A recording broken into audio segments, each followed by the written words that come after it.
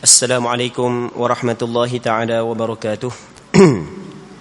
A'udzu billahi minasy syaithanir rajim. Bismillahirrahmanirrahim. Alhamdulillahi rabbil alamin. Wassalatu wassalamu ala asyrafil anbiya'i wal mursalin. Sayyidina Muhammadin wa ala alihi wa sahbihi ajma'in.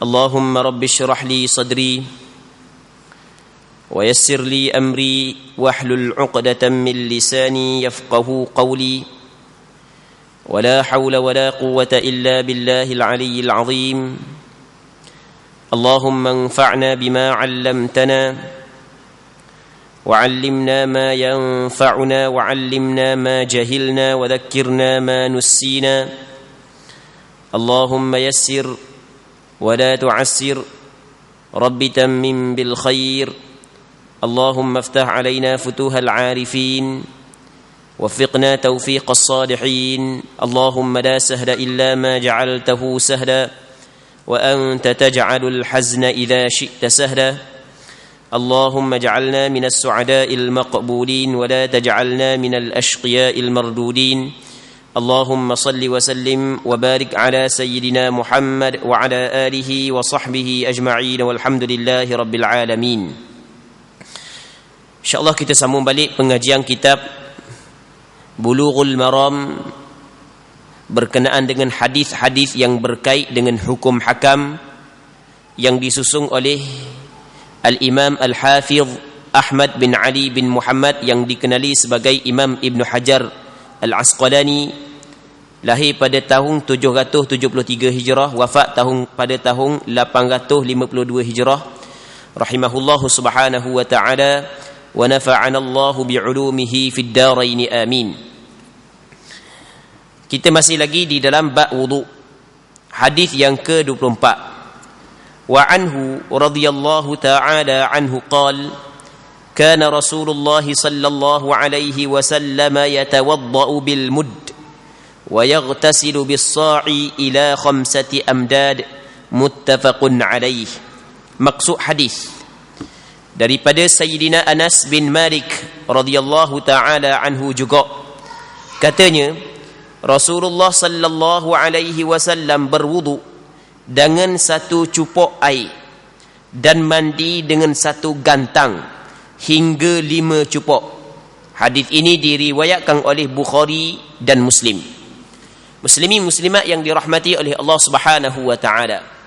Dalam hadis ni seorang sahabat Nabi sallallahu alaihi wasallam yang dikenali sebagai Anas bin Malik menceritakan bahawasanya Nabi sallallahu alaihi wasallam pernah berwuduk dengan secupok air. Pernah mandi dengan segantang hingga kepada 5 cupok air.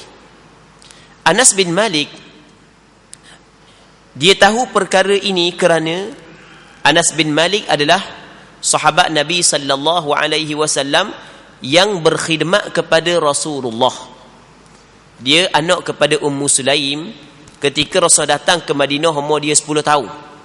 Ummu Sulaim buat mari jumpa dengan Rasulullah, bagi kepada Rasulullah supaya jadikan anak dia Anas bin Malik khadam Rasulullah. Jadi kalau Rasulullah nak mandi, nak wuduk, dia tolong siapkan air. Okey, itu di antara khidmat yang diberikan oleh Anas bin Malik kepada baginda Nabi sallallahu alaihi wasallam. Dia kata Rasulullah sallallahu alaihi wasallam berwuduk, air yang Rasulullah guna hanya sekadar secupok. Rasulullah mandi, air yang diguna oleh Rasulullah mandi wajib sekadar segantang hingga 5 cupok. Ya, segantang sama dengan 4 cupok. Kita kalau orang tua, kita rasa kalau sebut secupok, kalau sebut segantang tu dia tahu. Sebab dulu kita pakai cupok gatang di tempat kita pun. Dulu kita pakai cupok gatang, sukatang. Tapi tanya budak-budak muda ni, rasanya hanya boleh bilang ngejari kali ya. Tambah-tambah kalau budak umur awal belasang, memang tak tahu benda cupok, benda gatang pun tak tahu. Dengar-dengar gitu warna betul pun dah tahu. Mai lapor-lapor perut, ingat ke kuih? Ingat macam kuih gitu. Okey. Dia cupok adalah sukatang yang digunakan oleh orang dulu. Begitu juga gantang adalah sukatang yang digunakan oleh orang dulu. Kita ni tak guna belaka dah, cupok gatang tak guna dah. Kita guna ni kilo, kita guna gram, kita ni kan. Semua kilo gram belaka kita ni. Baik. Cuma kita nak tahu, kalau kita nak tahu secupok banyak mana dengan ukuran gram sekarang ni, lebih kurang dalam 625 gram, lebih kurang itulah. Kalau kurang-kurang sikit, kalau lebih sikit, lebih kurang itulah. Tu satu cupok. Jadi bermakna segantang, dia segantang lebih kurang 2,5 kilo lebih sikit. Taklah pakai mudah 3 kilo lah segantang, pakai mudah. Jadi Nabi SAW tengok benda berwuduk dengan air lebih kurang dalam air saat ni tu 0,5 kilo lebih sikit je. Air yang Rasulullah SAW berwuduk 0,5 kilo lebih sikit. Kita katalah taklah lebih kurang dalam seliter lah, cakap mudah-mudah. Cakap mudah-mudah lebih kurang dalam seliter. Hak yang Nabi SAW guna untuk berwuduk. Kita seliter saat ni tu basuh muka tu tak cukup lagi. Seliter basuh muka tu tak cukup lagi. Rasulullah SAW mandi wajib lebih kurang dalam 3 kilo. Lebih kurang lah kita kata, lebih kurang. Baik. Kita Allah Rabbi tak tahulah berapa beledi mandi wajib campur dengan waswah hatak. Baik, benda hadis ni nak khabar kepada kita bahawasanya dalam berwuduk janganlah kita terlalu banyak menggunakan air. Bukanlah maksud salah kita guna lebih daripada secupok dalam berwuduk, guna lebih daripada segantang dalam mandi, bukanlah bermaksud salah, tetapi janganlah berlebih-lebihan di dalam penggunaan air, walaupun di dalam ketika kita berwuduk, walaupun di dalam ketika kita mandi wajib, walaupun dalam kita beribadat, jangan sekali-kali berlebih-lebihan di dalam penggunaan air. Okey. Di sana ada hadis yang diriwayat oleh Imam Abu Daud dan beberapa orang ulama hadis yang lain. Nabi SAW menyebut, apa kata Rasulullah? Innahu sayakunu fi hadhihi al-ummati qaumun ya'taduna fi at-tuhuri wad-du'a. Kata Rasulullah SAW, sesungguhnya lagi akan ada dalam umat ini, yakni umat Nabi Muhammad SAW, satu kaum, satu golongan yang mereka itu melampaui pada bersuci dan berdoa.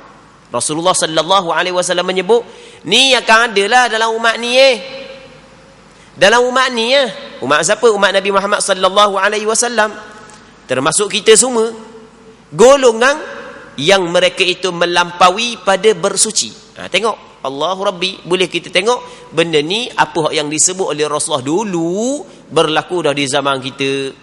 Tu kedak tak nak ambil wuduknya, buka macam pili bomba, buka air, buka. Baik, hal tu adalah dipanggil saraf, pembaziran di dalam penggunaan air. Perkara tersebut dilarang oleh syarak. Okey, habis. Sama juga dalam masalah mandi. Kadang-kadang basuh kecing, kita cara buat wuduk, biarlah kita tarik, kita gerek sikitlah hukum kait sama kan dengan bersuci. Kadang-kadang air yang diguna dengan basuh kecing saat ni, air yang diguna untuk basuh kecing, basuh kemaluan lepas daripada kecing, berlipat kali ganda dengan air kecing. Air kecing tak sampai segelah. Air kecing mungkinlah taklah banyak sikit 2 gelas lah tak. Contohlah banyak sikit 2 gelas air kecing. Hak guna tu 4 gayung, 5 gayung. Tu dipanggil dia melampau pada bersuci. Benda ni hak yang telah disebut oleh Nabi SAW. Perbuatan tersebut salah di sisi agama. Jangan kita buat. Benda tersebut adalah salah di sisi agama. Sehingga kan ada seorang ulama dalam mazhab Maliki, Ibnu Abi Zaid Al-Qayrawani, dia sebut lagu mana? Dia sebut pembaziran dalam penggunaan air, dia termasuk dalam perkara bid'ah, perkara ghulu, melampau. Dia sebut lagu mana? Was-sarafu minhu ghuluwun wa bid'ah. Abu Zaid Al-Qayrawani, seorang ulama dalam mazhab Maliki. Jadi pembaziran di dalam penggunaan air ketika bersuci, ketika berwuduk, mandi wajib, basuh najis adalah melampau dan perkara bid'ah yang dilarang oleh agama. Baik. Seterusnya, hadis yang ke-25. وعن عمر رضي الله عنه قال قال رسول الله صلى الله عليه وسلم ما منكم من أحد يتوضأ فيسبغ الوضوء ثم يقول أشهد أن لا إله إلا الله وحده لا شريك له وأشهد أن محمدا عبده ورسوله إلا فتحت له أبواب الجنة الثمانية يدخل من أيها شاء أخرجه مسلم والترمذي وزاد اللهم اجعلني من التوابين واجعلني من المتطهرين. Maksudnya daripada Umar radhiyallahu anhu, Sayyidina Umar bin Al-Khattab, seorang sahabat Nabi sallallahu alaihi wasallam yang cukup masyhur, katanya sabda Rasulullah sallallahu alaihi wasallam, tidak ada seorang daripada kamu berwudu. Dia berwudu lalu menyempurnakan wudu. Dia ambil wudu, lepas tu dia sempurnakan wudu dia. Dia buat wudu dia saat ni tu cukup syarat, cukup rukun. Dia jaga adab-adab wudu. Kemudian lepas daripada dia berwudu, ia berkata, ia berkata, dia saat itu membaca asyhadu an la ilaha illallah wahdahu la syarika lah wa asyhadu anna muhammadan abduhu wa rasuluh. Jadi lepas daripada dia berwudu, dia bersempurnakan wudu dia. Lepas tu lepas daripada selesai habis dah, dia baca doa ni, asyhadu an la ilaha illallah wahdahu la syarika lah wa asyhadu anna muhammadan abduhu wa rasuluh. Kalau dia baca doa ni, maka benda yang dia dapat, melainkan dibukakan kepadanya pintu-pintu syurga yang lapang, yang ia boleh masuk dari mana-mana pintu yang dikehendakinya. Muslimin muslimat yang dirahmati oleh Allah Subhanahu wa taala, syurga adalah tempat nikmat. Tidak ada nikmat yang boleh dibanding dengan nikmat syurga. Kalau nikmat dunia ni orang nak belaka, tak ada orang tambahkan nikmat kesihatan, nikmat kaya, nikmat makanan, nikmat tu, nikmat ni, nikmat pemandangan. Oh, orang nak belaka, sebab itulah tahi cuti sekolah ke cuti kerja, rela masuk dalam hutang tau. Kadang-kadang tu rela lakau laut oh. Takut-takut rela lakau juga laut, sebab nak cari nikmat pandangan. Oh, duduk tengah bandar ni puas dah, tengok tengah bandar, tengok dalam hutang juga, lega tenang tengok dalam hutang. Hak duduk dalam hutang pula cuti, mari bandar, tengok. Nak cari nikmat pada pandangan. Nu lakau laut pergi pula tu pula ni, tengok habis dalam laut apa semua sekali. Nak cari dia nikmat pandangan, semua nak kepada nikmat belaka kita ni. Tapi tidak ada nikmat yang boleh mengatasi nikmat syurga. Sehingga kang Nabi sallallahu alaihi wasallam menyebut, ma la ainun ra'at wala udhunun sami'at wala khatara ala qalbi bashar. Nikmat syurga ni adalah nikmat yang tidak pernah didengari oleh telinga, tidak pernah dilihat oleh mata, dan tidak pernah terlintas dalam hati. Nikmat yang Allah Ta'ala bagi kepada penghuni syurga. Syurga dia ada pintu yang boleh orang tu masuk ke dalam dia. Pintu syurga ada sebanyak 8 pintu. Orang yang ambil wudu dengan sempurna, nak tahu sempurna ke tak, kena belajar lah. Bukan sempurna mengikut kepala otak kita. Kena belajar lah lagu mana syarat dia, lagu mana rukun dia, lagu mana adab-adab dia.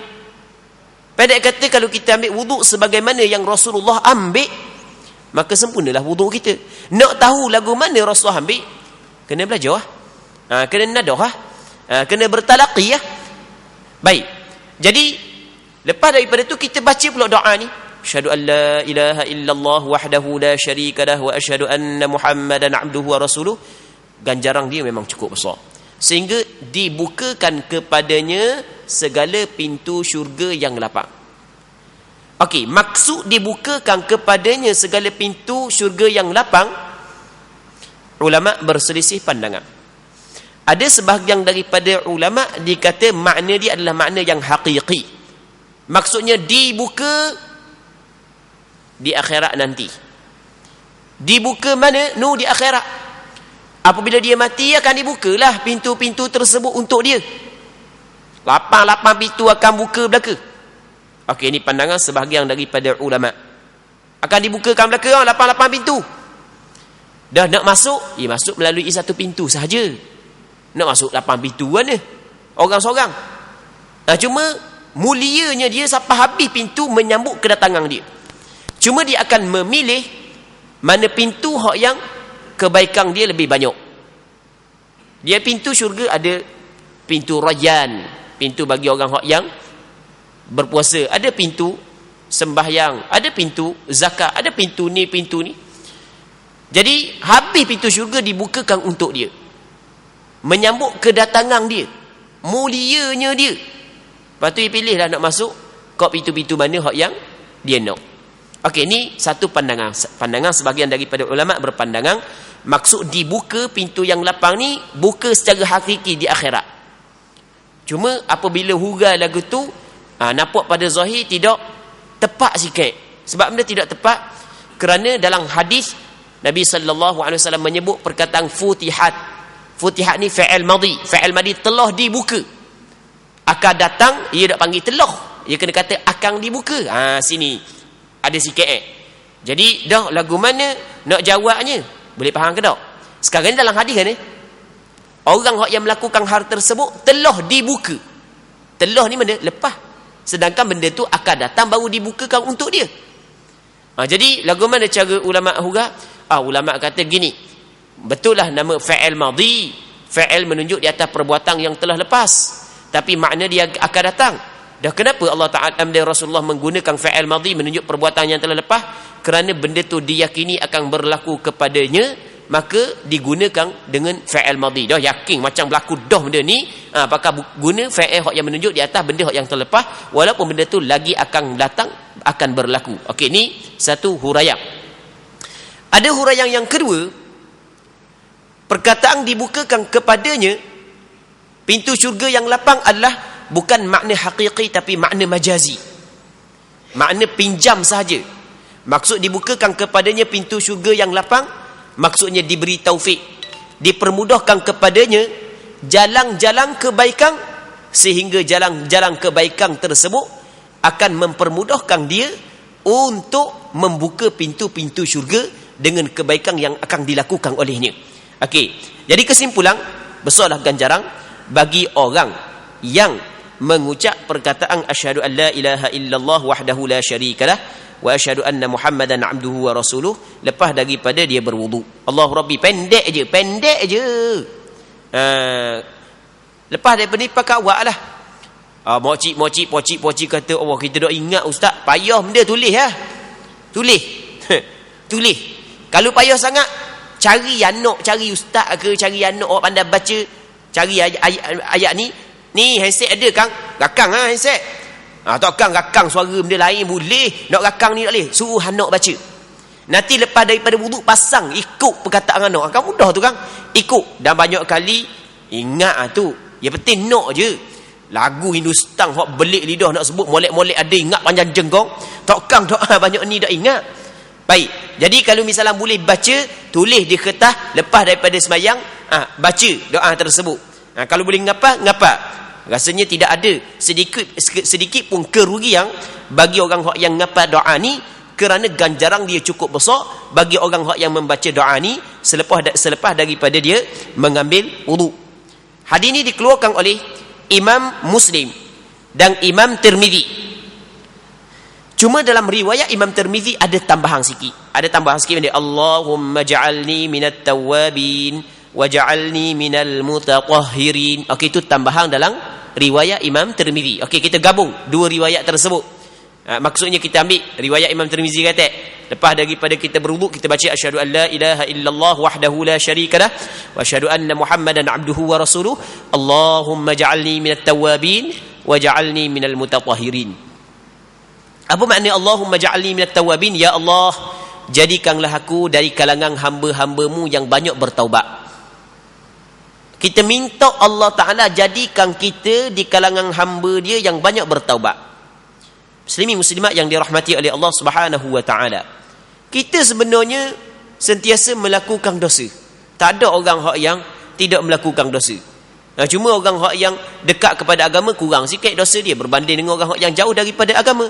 Namun setiap manusia selain daripada Nabi, selain daripada Rasul, walaupun dia saat itu berstatus tok guru, berstatus syekh, berstatus ustaz, ahli ilmu, ahli agama, mufti, tok imam dan seumpamanya tidak terlepas daripada melakukan kesilapan dan kesalahan. Dan benda ni adalah realiti yang disebut oleh Nabi sallallahu alaihi wasallam, kullu bani adam khata', setiap anak Adam melakukan kesalahan. Namun sebaik-baik orang yang melakukan kesalahan adalah wa khairul khata'in at-tawwabun. Sebaik-baik orang yang melakukan kesalahan adalah orang yang bertaubat kepada Allah Subhanahu wa taala. Itu sebaik-baik orang yang melakukan kesalahan. Jadi ketika mana kita ni sentiasa melakukan kesalahan, sebaik-baik orang yang melakukan kesalahan orang yang banyak bertaubat kepada Allah, maka kita memohon, kita sentiasa minta daripada Allah setiap lepas daripada kita berwudu, supaya Allah Ta'ala menjadikan kita dalam golongan tersebut, dalam golongan orang hak yang terbaik, dalam golongan hamba-hamba Allah Subhanahu wa Ta'ala yang terbaik.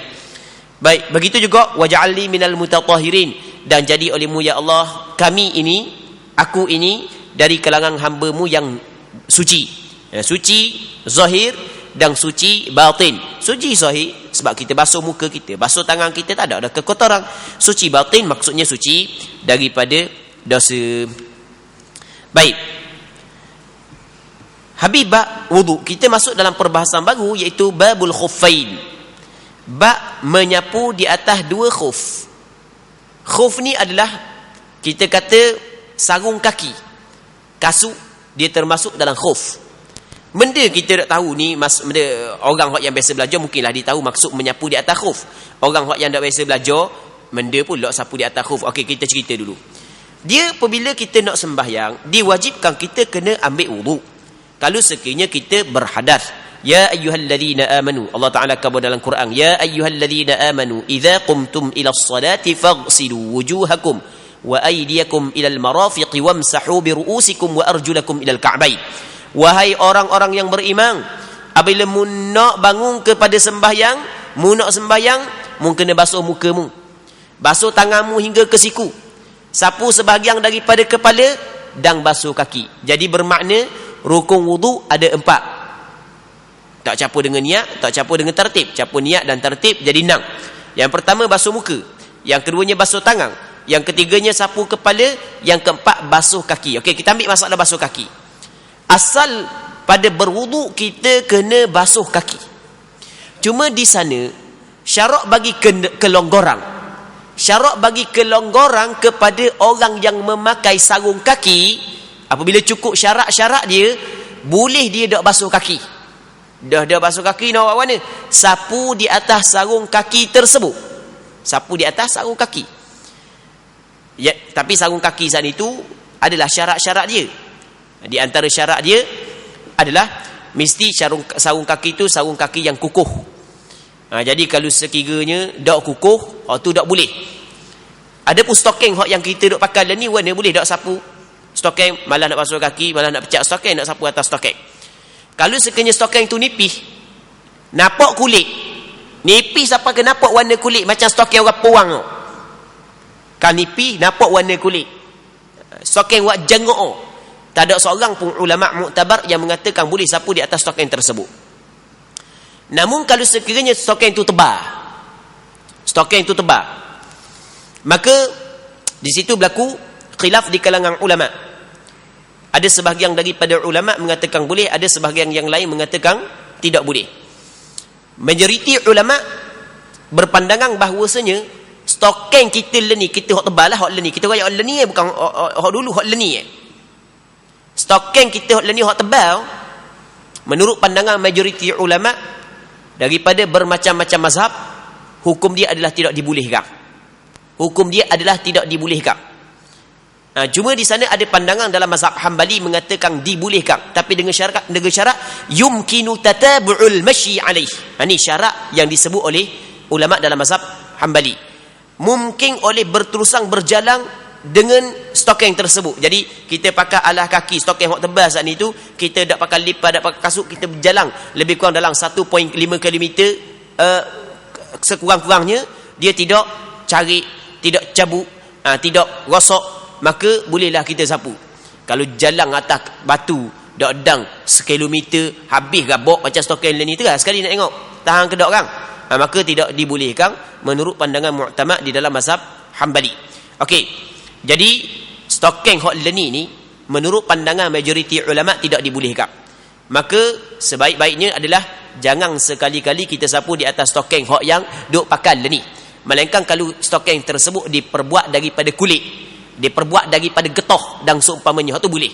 Hok kalau buat daripada nelong, buat daripada benang, macam kain gitu, maka hukum dia adalah tidak dibolehkan menurut pandangan majoriti ulama. Cuma kalau nak bahas daripada sudut dalil memang cukup panjang, cuma meraya secara khulasah, secara kesimpulan sahaja.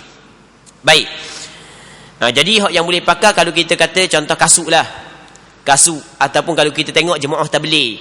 Adakah jemaah tabligh dia pakai khuf, dia pakai macam ke sarung kaki tapi diperbuat daripada kulit. Hak yang menutupi lebih daripada buku lali. Tu boleh lah. Kita sapu di atas benda tu. Sama juga dengan kasut buk. Kasut buk boleh. Sebab kasut buk tu dia lebih daripada buku lali tau. Dia mesti kena tutup kawasan fardu, kawasan basuhan fardu, buku lali kan. Jadi kasut buk kat lutut tau. Kasut buk boleh lah. Jadi kita lah ni musim duriang kan. Musim duriang. Amba duduk mana? Amba duduk di air jernih, Semayo, Kemasih. Situ dia adalah kebun-kebun duriang orang. Jadi musim duriang ni, jadi tuang-tuang kebun takutnya bahang korang curi korang duriang. 24 jam duk ada di kebun. Kalau hok dak tidur kebun pun, hok dak tidur kebun duriang, pukul 4 pagi turun dah.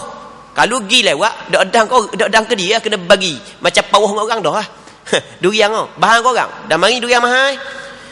Jadi nak turun kebun, pakai kasut buk. Biasa turun lepas isyak, pergi tidur kebun, pakai kasut buk. Pakai kasut buk, lepas isyak, pambayar isyak sudah apa dengar dia lepas daripada makan nasi turun dalam pukul 10 ke, pakai kasut buk, sampai kebun ti tidur dengan kasut-kasut buk. Contoh. Nanti bangun subuh esok, tak payah pecah kasut buk. Lepas tu buat kan dia? Kecing-kecing gitu lah. Basuh kecing apa semua. Kalian ambil wudu, basuh muka, basuh tangan, sapu kepala, lepas tu sapu atas kasut buk. Ambil air sapu atas kasut buk macam mana kita sapu kepala. Itu sapu atas kasut buk gitu lah. Dah syarat sapu sampai kabel licing, sapu sikit tak apa dah. Gitu je. Lepas tu sembahyang lah. Tapi jangan masa sembahyang jangan pula pecah kasut buk. Tak boleh pecah. Kalau pecah batal sapu. Bukan batal sembahyang, batal sapu. Maksudnya kena basuh kaki mula, tak boleh pecah kasut buk mayang gitu lah. Dah takut kasut buk kotor. Takut kotor, dak yakin kotor tak ada masalah. Kalau yakin kotor pun tak semesti kotor tu najis. Dia tidak boleh najis. Dia kotor tak semesti najis. Memang seluk blopoh habis kotor kasut bau, tapi najis ke tak? Tak. Dia tak semesti kotor tu najis, tapi najis pastinya kotor. Ingu najis ke kotor? Ingu kotor. Bukan najis ingu. Ingu kotor, tapi tak najis. Setiap najis kotor, tapi tak semesti kotor tu najis. Baik. Jadi kalau bimbang najis, kata ulama tak ada masalah. Sebab najis selama mana tidak diyakini, maka tidak menjadi masalah. Sembayang pakai kasut buk. Dah nak sembayang mana tak kan nak naik ke masjid. Apa payah mayat atas latar tu lah. Atas latar wakah tau. Dah atas latar wakah kotor, taik kambing ada, taik tu ada, taik ni. Mayang atas tanah tau. Bawa mayang bawah pokok duriang tau. Jadi duriang jatuh atas kepala tu. Jadi tak ada masalah sebenarnya. Agama sebenarnya mudah. Jadi kita je buat payah. Kalau nak sembahyang cari masjid. Jadi nak jumpa di masjid nak sembahyang, Allahu Rabbi. Ni di antara benda yang salah. Jadi kadang-kadang orang kita tinggal sembahyang sebab benda tak jumpa masjid. Sedangkan kata Nabi sallallahu alaihi wasallam, wa ju'ilat liyal ardu masjidan wa tahura. Fa ayyuma rajulin min ummati adrakathu as-salatu falyusalli. Dijadikan kepadaku bumi ini masjid, tempat sujud di mana saja. Dan tahura, alat yang boleh menjadi penyuci.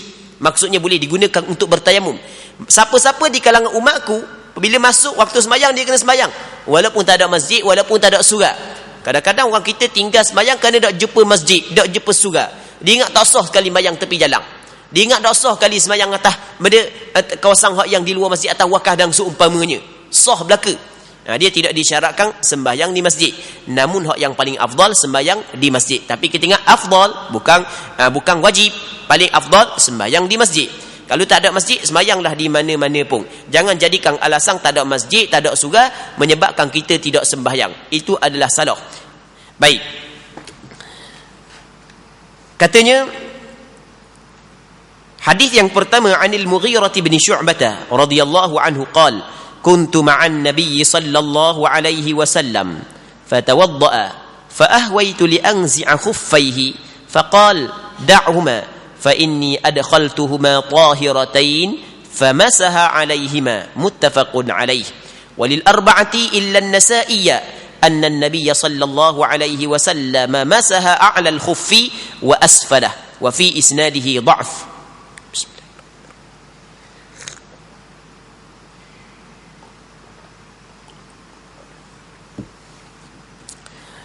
Maksud hadis daripada Mughirah bin Syu'bah radhiyallahu anhu katanya, pernah aku bersama Rasulullah sallallahu alaihi wasallam. Ketika ini baginda hendak berwuduk. Kata Mughirah bin Syu'bah, seorang sahabat Rasulullah sallallahu alaihi wasallam, dia pernah bersama dengan Rasulullah. Jadi ketika tu Rasulullah nak berwuduk. Maka aku tunduk untuk membuka dua khufnya. Jadi aku pun tunduk nak cabut khuf kasut Rasulullah. Sahabat khidmat kepada Rasulullah. Ni di antara kemuliaan yang dibuat oleh para sahabat Nabi sallallahu alaihi wasallam. Dia khidmat kepada Rasul. Mughirah bin Syu'bah, dia tengok Rasulullah sallallahu alaihi wasallam nak ambil sembahyang, Rasul pakai khuf, dadang Rasul nak cabut, dia tunduk untuk cabut. Tapi lalu baginda bersabda, biarkanlah keduanya. Biar ada yang cabut, ada yang cabut. Rasul kata. Sebab kerana ketika aku memakai keduanya, aku berada dalam keadaan suci. Maksudnya masa aku pakai dua kasut, dua khuf tersebut, aku berwudu. Maksudnya aku tidak berhadas. Muslimin muslimat yang dirahmati oleh Allah Subhanahu wa taala. Hadis ni menjadi dalil kepada kita bahawasanya boleh sapu di atas khuf sebagai ganti daripada basuh kaki di dalam berwudu. Berwudu mandi wajib dah masuk. Mandi wajib kena pecah kasut. Kena pecah alas kaki. Kena basuh dengan kaki-kaki, dia nak sapu kaki saja. Baik. Kena ingat. Hamba kena sebut selagi, takut orang silap faham. Ada juga orang silap faham. Takut orang silap faham lagi. Tapi memang adalah orang silap faham dalam masalah ni. Ketika kita membincangkan masalah sapu di atas khuf sebagai ganti kepada basuh kaki, kita jangan faham sapu di atas khuf ganti wudu. Bukan. Ganti basuh kaki. Bukanlah maksud kalau kita pakai kasut, kalau kita ketuk, ambil air, sapu atas kasut je, terus semayang. Bukan lagu tu. Tu adalah salah. Kena ingat, sapu di atas khuf ganti daripada basuh kaki, bukan ganti daripada wudu. Tengok. Ganti daripada mana? Kalau kata ganti daripada wudu, apabila kita ketuk, ambil air pakai sapu di atas kasut je, lepas tu semayang tu ganti daripada wudu. Tak betul gitu. Okey, tak betul. Kabur cepat tak betul. Kabur cepat. Sebab takut orang dia kang ni live. Jadi orang bawa kereta, orang ada bawa kereta, dia pun nak dengar Tiba-tiba kita nak kabur tak betul, dia pun berhenti dah kereta. Siapa dah tepat dia? Dia faham hukum hak yang tak betul. Kita nak rayah hak tak betul. Okey, boleh faham ke tak? Sebab tak boleh buat contoh panjang-panjang hak tak betul. Hak tak betul kena cepat-cepat. Takut sebab orang hak yang bawa kereta ni, dia sebenarnya nak hilangkan bosang di atas kereta je. Ada orang ngajar, biar dengar kejap ngajar. Kita pun royak contoh tak betul. Kita royak panjang, tak betul kita royak ujung. Dia pun bila sampai tepat, dia tutup dah, dia dah dengar dah. Gitu hukum dia. Jadi boleh jadi sapu atas khuf, tak payah ambil wuduk-wuduk benda sudah. Kita royak dah betul gitu. Okey, sekali lagi kita royak. Jadi sapu di atas khuf bukan ganti daripada wudu. Namun sapu di atas khuf adalah ganti daripada basuh kaki. Basuh muka seperti biasa, basuh tangan seperti biasa, sapu kepala seperti biasa. Siapa masa basuh kaki, tak basuh kaki dah. Sapu di atas khuf, sapu je. Sapu je. Boleh tak buat gitu? Apa tak boleh ni? Rasulullah sallallahu alaihi wasallam buat. Sehingga kan Hasan Al-Basri, seorang ulama di zaman tabi'in, menyebut orang yang menceritakan kepada dia tentang sapu di atas khuf tidak kurang daripada 70 orang sahabat Rasulullah. Tidak kurang daripada 70 orang sahabat Rasulullah menjelaskan kepada dia bahawasanya boleh sapu di atas khuf. Sebab itulah kata ulama, sapu di atas khuf disampai kepada hak mutawatir. Benda hak diyakini, sampai kepada diyakini datang daripada Nabi sallallahu alaihi wasallam, kerana diriwayat oleh kumpulan yang cukup ramai di kalangan sahabat Nabi sallallahu alaihi wasallam. Sebab itulah sapu di atas khuf bab benda, bab fiqh. Tapi Imam At-Tahawi, seorang ulama alim dalam bidang hadis, alim dalam bidang fiqh, bermazhab dengan mazhab Hanafi. Dia buat satu kitab yang dikenali sebagai kitab Aqidah At-Tahawiyah. Kitab akidah, tapi disebut juga masalah sapu di atas khuf. Dia kata ni,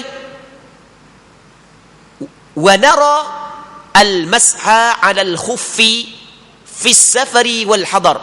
Kami berpandangan harus dibolehkan sapu di atas khuf ketika bermusafir dan ketika duduk di kampung. Kita kalau kita baca kitab tu, kita akan rasa pelik.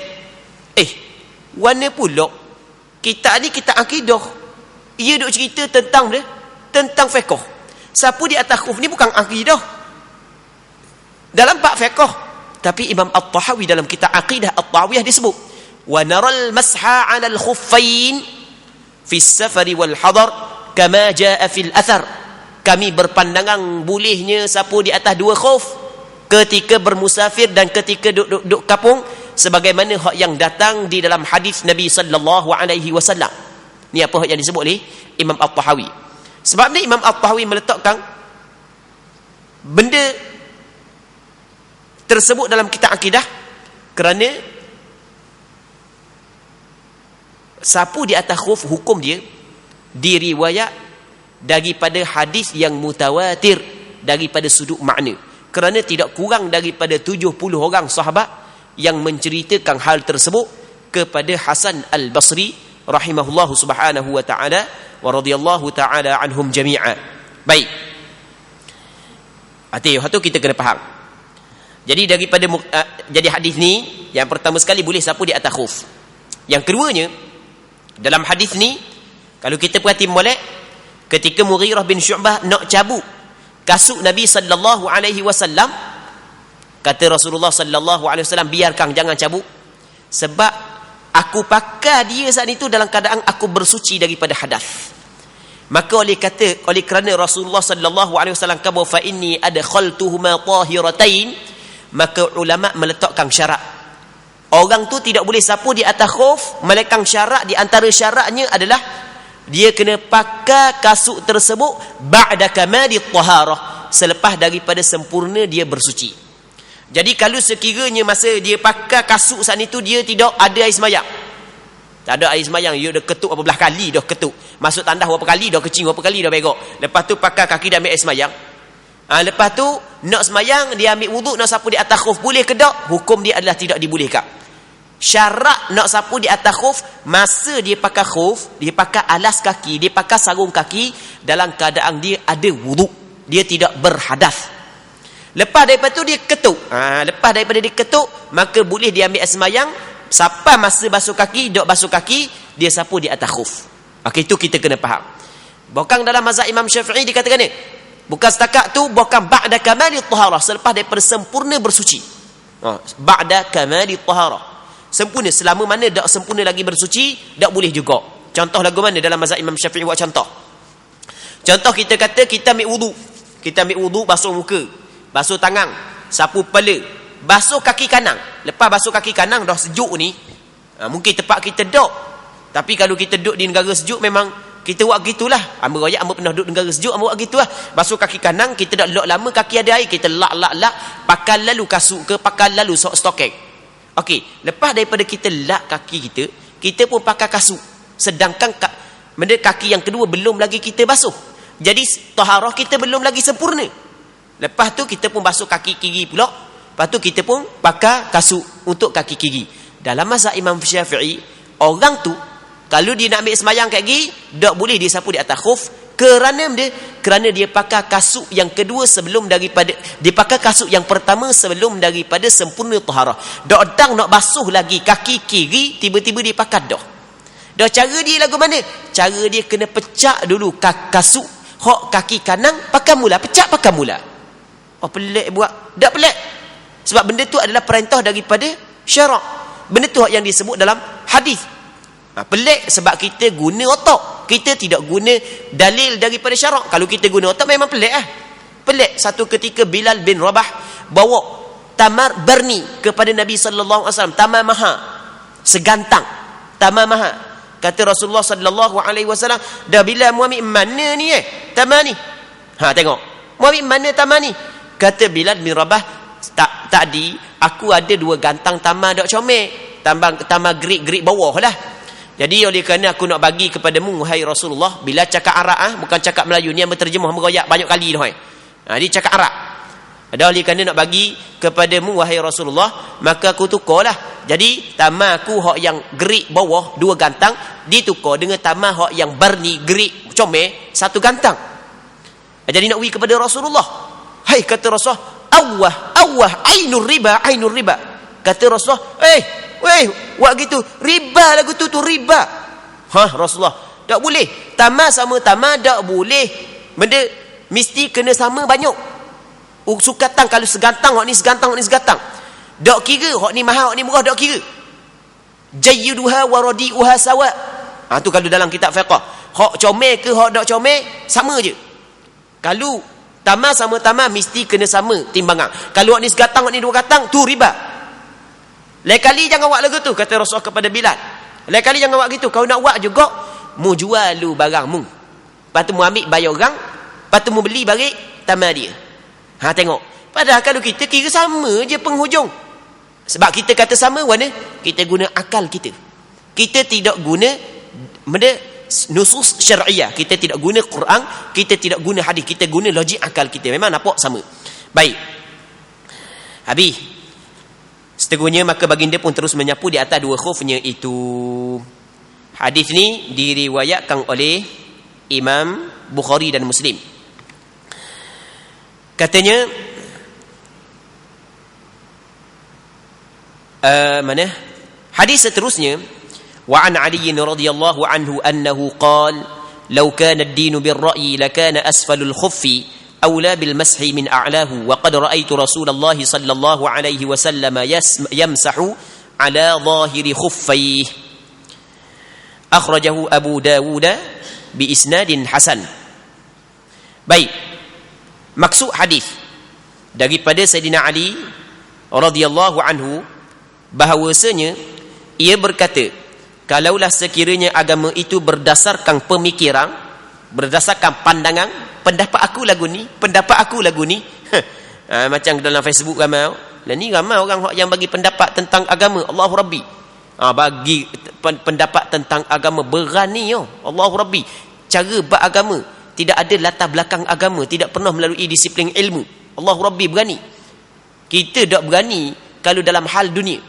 Dalam hal dunia, kalau orang tu tidak pernah belajar ilmu perubatan, kita tidak berani menyerahkan diri kita untuk dia ubati diri kita. Kita tak berani.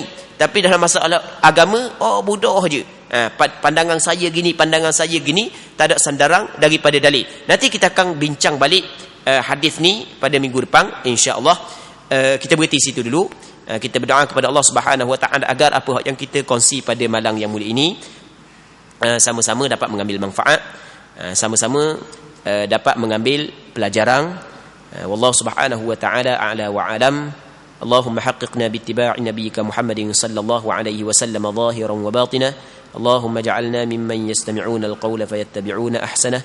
اللهم إنا نسألك الإخلاص في القول والعمل. صلى الله على سيدنا محمد النبي الأمي وعلى آله وصحبه أجمعين والحمد لله رب العالمين.